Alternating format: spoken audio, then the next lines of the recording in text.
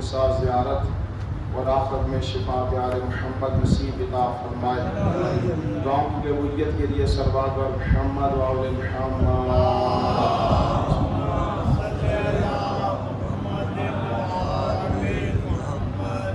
آپ جانتے ہیں کہ یہ مبالہ 24 ہجری کو 9 ذی الحجہ 24 ذی الحجہ اور یہ 9 ہجری کو یہ واقعہ پیش آیا اور 10 ہجری کے بعد 11 ہجری کو پیغمبر دنیا سے پردہ کر چلے گئے.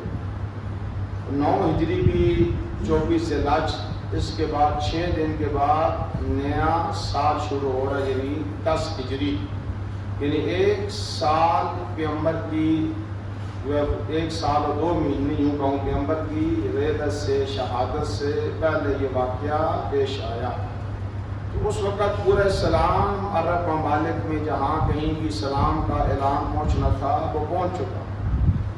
یہ نجران جو تھے ان تک بھی یہ پیغام پہنچا کس طرح کہ نبی آخری اور وہ مدینہ میں مثلا نبوت کا اعلان کر رہے ہیں اور پوری دنیا میں عرب ممالک میں ہر جگہ میں جو ہے وہ اسلام پہنچ رہا ہے. یہ جب ہر جگہ پہ بات ہوئی نجران کو اس بات پہ علم ہوا حتیٰ کہ ایران کسرا ارد گرد تمام جگہ پر یہ بات جو ہے پھیل گئی. ان لوگوں نے میٹنگ کی اور آپس میں مشورہ کیا، قبائل کو جمع کیا کہ یہ اس طریقے سے اسلام پھیل رہا ہے. کچھ لوگوں نے اسلام کی موافقت کی اور اکثریت نے جو ہے اسلام کی جو ہے وہ مخالفت کی. خلاصہ انہوں نے آخر میں پھر یہ ہوا کہ ان کے 2 بڑے رہنما پیشوا تھے، ایک کا نام تھا العاقب، ایک کا نام تھا السید. ان 2 رہنماؤں کو چنا. انہوں نے اپنے پادری کے پاس گئے جس کا نام تھا ابو حاتم.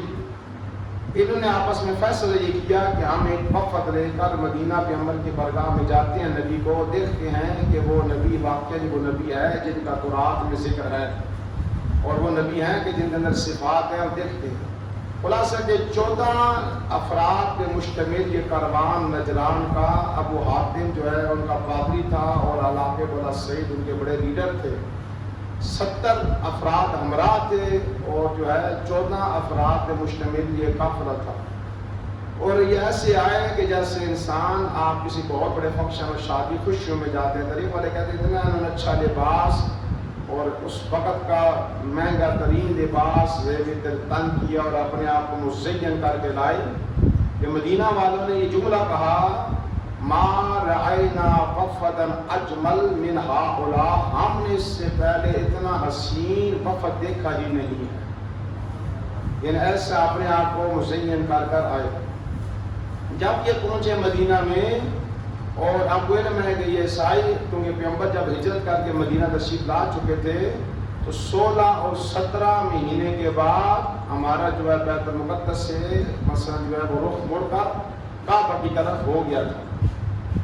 تو وہ پیغمبر کے اوائل میں ہو گیا تھا، یعنی سن 2 ہجری میں، 2 ہجری سے پہلے اور یہ آئے ہیں 9 ہجری میں. اور یہ اس وقت بھی بیت المقدس کی طرف رخ کر کے نماز پڑھتے تھے. جب مسجد نبی میں آئے تو انہوں نے آنے کے بعد اپنی عبادت شروع کر دی. آپ وہ جو مسلمان تھے وہ کعبہ کی طرف رخ کر کے نماز پڑھتے تھے اور یہ منہ موڑ کر ان کی بالکل 100 ڈگری پشت کر کے یہ بیت المقدس کی طرف نماز پڑھتے تھے. کسی نے آ کے پیغمبر کو کہا کہ وہ تو آئے ہیں اس پادری اور یہ ان کا رویہ ہے. تو اب یہاں ہی سے پتہ چلتا ہے کہ انسان جو مذہبی لیڈر ہوتا ہے یا مذہبی رہنما ہوتا ہے اس کے اندر کتنا تحمل ہوتا ہے اور کس قدر وہ اخلاق سے اپنے آپ کو آرست کر کر حق کی بات کو پہنچاتا ہے. عام دنیا کا لیڈر اور حاکم ہوتا تو فوراً اپنی جب اقتدار اور حکومت سے حکم دیتا کہ نکال دو غیر مسجد سے. اور وہ بھی یہ دیکھنا چاہتے تھے کہ آیا یہ حاکمیت کر رہا ہے یا اللہ کا نبی ہے. اور یہ دنیا سے یہاں سے انسان کو پتہ چلتا ہے کہ دنیا کے حاکم اور اللہ کا رہنما اور پیشوا میں کیا فرق ہوتا ہے. اور پیغمبر کے اس کردار سے ہمیں بھی انسان کو حاصل کرنا چاہیے کہ ہم کسی کے بل بوتے پر کسی کو جبراً تحکم کی بنیاد پر جو ہے ہم کسی سے کوئی بات نہیں منوا سکتے. اگر منوا سکتے حق کی بات تو فقط وہ اخلاق کی 4 دیواری میں رہ کر وہ اپنی زبان کی کرداری کے پیش کر کر. معذرت کے ساتھ پاکستان میں یہی ہو رہا ہے سمامہ مولانا صاحب جو کچھ ہے تبدی اخلاق نہیں ہے. انسانیت ہمیشہ دین اخلاق کے پہلو پر پھیلا ہے. جب اور تحکم کی بنیاد پر کبھی دین نہیں پھیل سکتا. پیغمبر نے کہا کوئی بات نہیں، عبادت کرنے دو. پہلا دن گزرا، دوسرا دن گزرا، تیسرا دن گزرا. 3 دن کے بعد انہیں یقین ہو گیا کہ یہ جابر نہیں ہے، یہ حاکم نہیں ہے، یہ دنیا کا حکمران نہیں ہے، یہ حتماً اللہ کا نبی ہے. اور آپس میں کہتے ہیں کہ جو جو صفات قرآن میں پائی جاتی ہے اس میں پائی جاتی ہے. پیغمبر نے انہیں بلایا، پاس آئے.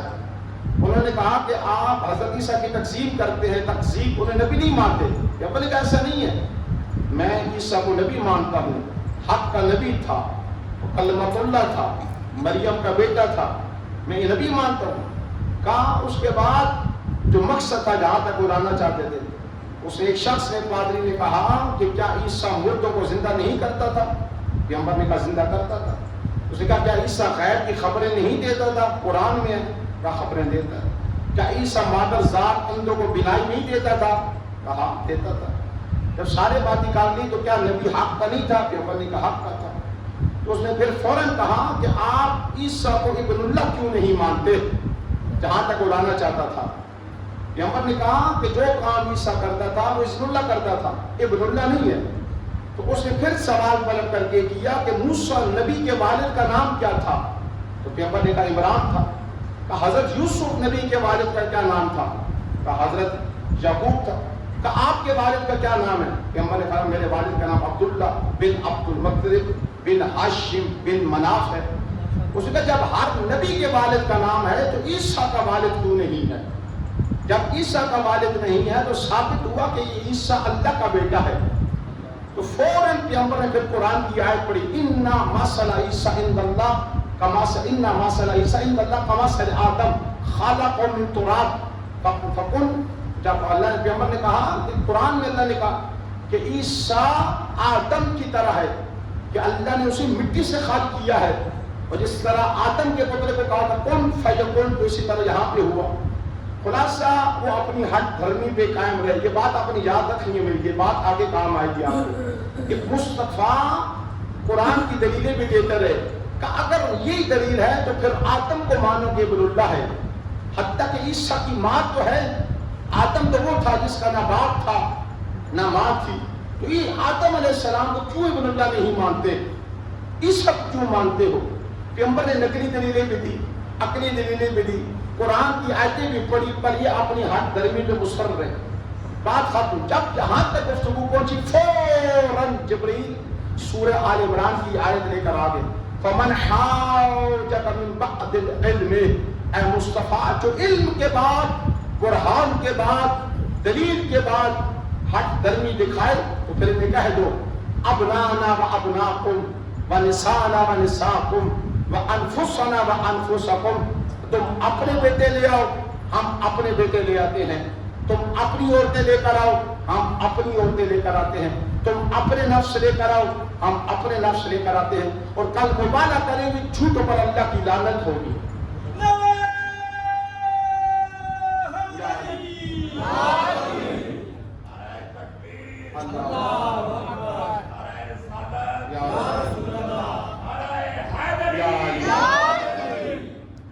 جب یہاں تک بات پہنچی تو بات کا ٹھیک ہے. اب یہ نجران پادری السعید العاقب اور ابو حاتم یہ علیحدہ بیٹھے، انہوں نے آپس میں مشورہ کیا. بڑے غور فرما تھے، یہ نجران سے تھے، یہ تھے غیر مسلم، تھے عیسائی، تھے کافر، مثلا نہیں پیغمبر کی نبوت کے قائل تھے، مشرک تھے، اللہ کے بارے ذات میں شرک کرتے تھے.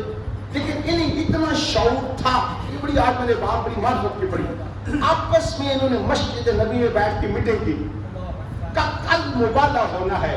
23 لاچ کو انہوں نے میٹنگ کی کہ اگر پیغمبر اپنے اصحاب اور کثیر تعداد کے ساتھ لوگوں کے ساتھ آ جائے تو پھر مبالغہ کر لینا، اور اگر پیغمبر کے ساتھ اس کے فقط قریبی رشتہ دار ہوئے، زیادہ بھیڑ نہ ہوئی، زیادہ رش نہ ہوا، تو پھر خبردار ابو حاتم نے کہا سید آ کے پھر مبادلہ نہ کرنا ورنہ قیامت تک کے لیے برباد ہو کے رہ جاؤ گے.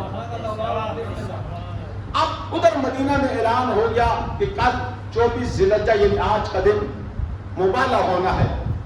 اب ساری راحت ایسے ان حسرتوں میں بھی قربان جاؤں, یہ بیچارے حسرتوں میں مر گئے, کبھی کون سی حسرت, کبھی کون سی حسرت, کبھی کون سی حسرت. جب اعلان ہوا اب ساری رات کروٹیں بدلتے رہے, نیند نہ آئی. کسی کے دل میں ارمان آیا کہ کل میں ساتھ جاؤں گا, کسی نے سوچا کہ میں جاؤں گا, کسی نے کہا کہ میں جاؤں گا.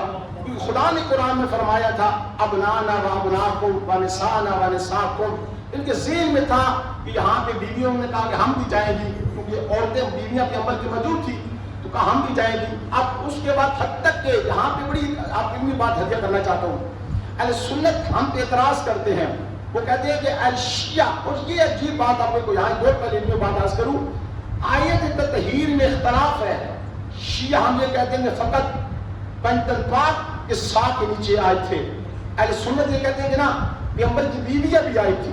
شیعہ اور اہل سنت میں اختلاف ہے, لیکن یہ واحد مبادہ ہے کہ جہاں پہ تمام بڑے بڑے علماء اکابر اہل سنت بڑے بڑے گھٹنے ٹیک کر مجبور ہو گئے اور اجماع کر دیا مبالغہ میں پنجتن پاک کے علاوہ کوئی نہیں گیا تھا. اب یہاں پہ اتفاق ہو گیا. لیکن اگلی مرحلے میں جب بات آتی ہے تو کہتے ہیں شیعہ کہتے ہیں کہ پیغمبر کی بیٹی جناب سیدہ گئی تھی, در حالانکہ قرآن میں جمع کا صیغہ آیا ہے نساءنا و نساءکم, تو اب وہ کہتے ہیں کہ پیغمبر کی اور بیٹیاں تھیں وہ نہیں گئی. یہ ہم یہ کہتے اعتراض کرتے ہیں, ہوتی تو جاتی.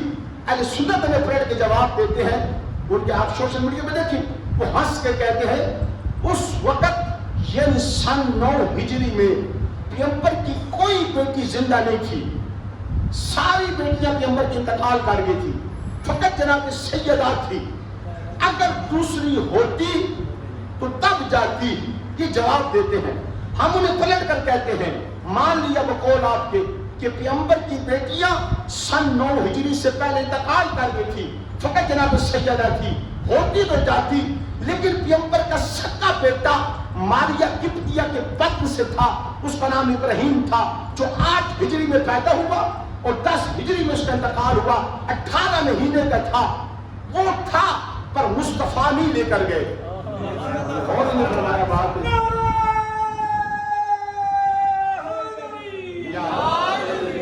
آپ نے غور فرمایا, پیغمبر کا اپنا سکا بیٹا خون کا ماریہ قبطیہ کی بطن سے تھا, 18 مہینے کا, 8 ذی الحجہ کو پیدا ہوا, 10 ذی الحجہ میں انتقال ہوا.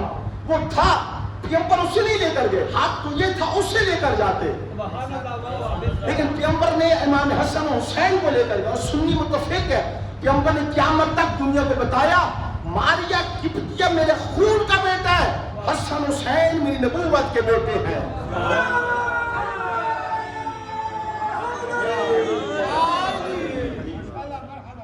اچھا, اب یہاں پہ ساری رات یہ وہی ساری رات گزری جو 24 رجب المرجب سن 7 ہجری فتح خیبر میں رات تھی, جہاں پہ پیغمبر نے کہا تھا کہ کل میں علم اسے دوں گا, ایسا راجل کو دوں گا, مرد کو جس سے اللہ اور اللہ کا رسول محبت کرے گا اور وہ بھی محبت کرے گا.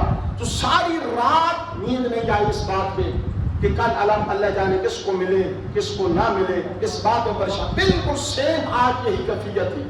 خلاصہ جب صبح ہوئی تو اب پیغمبر نے نماز فجر پڑھنے کے بعد مسجد نبی میں سیدھا اپنی بیٹی سیدہ کے دروازے پر گئے اور جملہ فرمایا السلام علیکم یا اہل بیت النبوہ, سلام المصطفیٰ کا اہل نبوت پر. اور پیغمبر کی یہ سیرت تھی, حتیٰ کہ ایک روایت ہے بڑی کمال کی ہے, اس عجیب ہے واقعہ نہیں. پیغمبر جب تک نماز شب پڑھتے تھے, جیسے جب سے مراد آپ کو پتہ ہے پیغمبر نماز شب واجب تھی, یعنی پیغمبر کی ذات پر خدا نے نماز شب کو واجب قرار دیا تھا. ہمارے بعض محدثین اکثریت کہتے ہیں کہ پیغمبر نماز شب اپنی بیٹی کے دروازے پہ پڑھتے تھے. آپ نے غور نہیں فرمایا اس بات کو,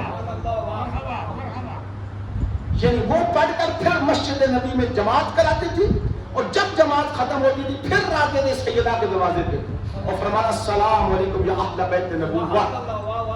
اور اب آج مبالغہ میں پھر یہ وہ وقت ہوا کہ یہ کاروان تیار ہوا اور اب دیکھیں کاروان کس طریقے سے تیار ہو رہا ہے کہ اس طرف پیغمبر، آگے آگے مصطفیٰ، پیچھے پیچھے سیدہ اور پیچھے پیچھے علی علیہ السلام کی ذات ہے۔ اچھا اب بڑی توجہ رکھنا، کچھ 3-4 باتیں بڑی یہاں پہ کمال کی، بڑی توجہ۔ اصولاً بچے کس کے ساتھ ہونے چاہیے تھے؟ ماں کے ساتھ، لیکن تمام نے لکھا۔ اور پھر اگلی بات، دونوں شہزادے اس قابل تھے کہ وہ چل سکے، لیکن مصطفیٰ نے حسین کو سینے سے لگایا، شہزادے حسن کی انگلی پکڑی۔ میں نے روح مصطفیٰ سے پوچھا پیغمبر حق تو تھا یہ ماں کے ساتھ آتے، بابا بھی پیچھے موجود ہے، درمیان میں جناب سیدہ بھی ہے، لیکن بچے مصطفیٰ نے اٹھائے، حسین کو گلے سے لگایا ہوا، حسن کی انگلی پکڑی۔ پیغمبر پلٹ کر کہیں گے 14ویں صدی میں بغض آل محمد میں بڑے بڑے ملا اٹھ کر کہیں گے اگر میری بیٹی کے ساتھ بیٹے جاتے نا تو لوگ کہتے ہیں بچے تھے، ماں کے ساتھ چلے گئے، ضد کر رہے تھے،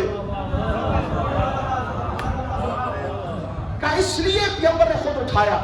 اب یہ کاروان، باتیں بولتے میں مختصر میں 2 جملے کروں، یہ کاروان چلتا گیا، جیسے ہی آپ کے اور سید ابو حاتم ان کے پاس یہ کاروان پہنچا تو ان کے پادری نے کہا کوئی بھیڑ نہیں ہے، مصطفیٰ بڑی تواضع کے ساتھ، بڑی عاجزی کے ساتھ فقط چند بندے بچوں کو گھر والوں کو لے کر آ رہے ہیں۔ تو اب اس نے کہا خبردار اب مناظرہ نہیں کرنا، مباحثہ نہیں کرنا۔ اس نے کہا کیوں؟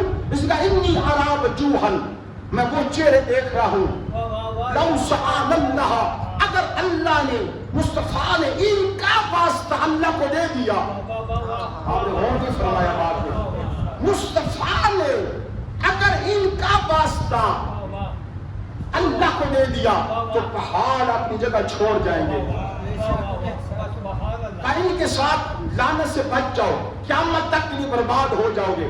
اچھا اب ایک جملہ سنیں، جتنے پہلے انبیاء گزرے ہیں جب بھی لعنت کا وقت آتا تھا تو حقیقت نبی جاتا تھا، کبھی اہل کو نہیں لے کر گیا۔ آج مصطفیٰ سیدہ کو بھی لے گئے، حسنین کو بھی لے گئے، علی کو بھی لے گئے۔ میں نے پیغمبر صلی اللہ علیہ وسلم مصطفیٰ سے یا رسول اللہ وجہ کیا ہے کہ اگر میں حقیقہ جاتا نا تو لوگ یہ کہتے ہیں لعنت اس پہ برسے گی جو مصطفیٰ کے مقابلے میں آئے گا۔ میں ان کو لے کر گیا ہوں، ثابت کیا ہے جو جو ان کے مقابلے پہ آئے گا اس پہ لعنت برسے گی۔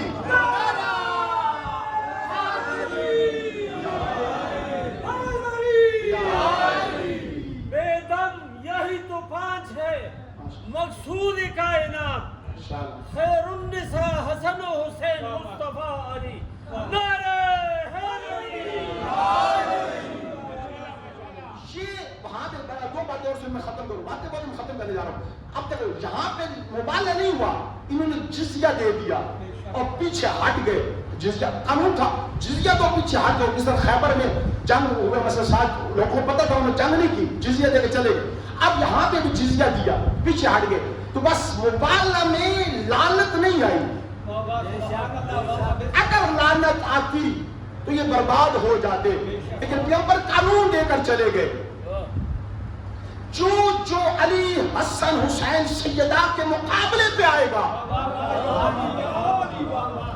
اس پہ لعنت ضرور برسے گی۔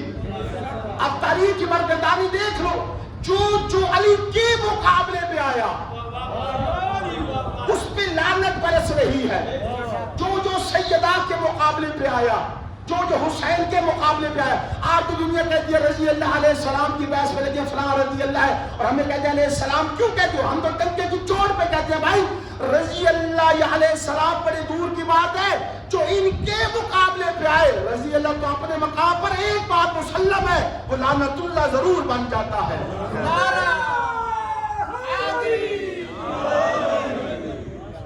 کسی شان کا ہوگا جل جاتے سارے برق جلالت سے بچ گئے۔ برق کہتے ہیں بجلی کو، اور پھر یہ جلالت والی برق اللہ کی، جل جاتے سارے برق جلالت سے بچ گئے، تھی تو ذہین اپنی ذہانت سے بچ گئے، آئے نہیں سیدہ کی صداقت کے سامنے، اس عیسائی ہوشیار تھے لعنت سے بچ گئے۔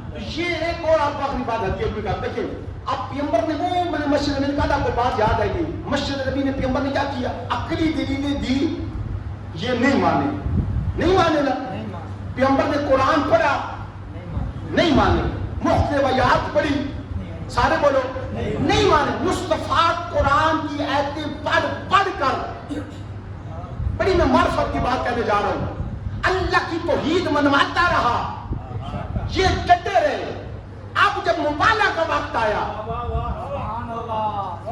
یہ بات سمجھنے والی ہے اب مصطفیٰ نے قرآن نہیں پڑھا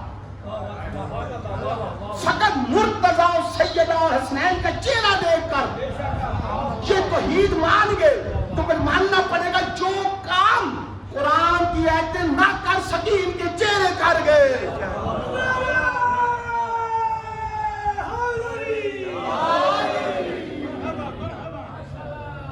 اللهم صل على محمد وعلى محمد اللهم بجاه محمد وعلي وفاطمة ورسول والحسين واولاد المعصومين عليهم السلام کریم رحیم اللہ قریب صدق وصل اپنی برکات میں قبول فرما میرے کریم اللہ رحیم اللہ رحم الرحیم اللہ آج کی عظمت بخشش اور آیات والا عید والے دن تیری برگاہ میں تجھ سے یہ عیدی مانگتے ہیں میرا اللہ اپنی آخری حجت کا ظہور فرما امام علیہ السلام کے قلب مطہر کو ہم گنہگاروں سے راضی فرما دین حق کا بول بالا فرما کریم اللہ مسلمانوں کی نصرت فرما تیری برگاہ میں یہ التجا ہے مجھے واسطہ ان پنجن پاک میرے اللہ مجھے واسطہ بی بی دو عالم کا حسنین کا امیر المومنین کا پیغمبر کی ذات کا واسطہ میرے اللہ کریم اللہ رحیم اللہ سنت الدین کو نصرت و نبوت فرما میرے کریم اللہ ایران کی نصرت و محافظت فرما دین حق کا بول بالا فرما ہم سب کا خاتمہ بالخیر فرما میرے کریم اللہ ہمیں دنیا میں بار بار آل محمد کی معرفت کے ساتھ زیارت نصیب فرما اور آخرت میں شفا کے آل محمد نصیب فرما دعاؤں کی قبولیت کے لیے مرحومین کی مغفرت کے لیے صلوات محمد بآل محمد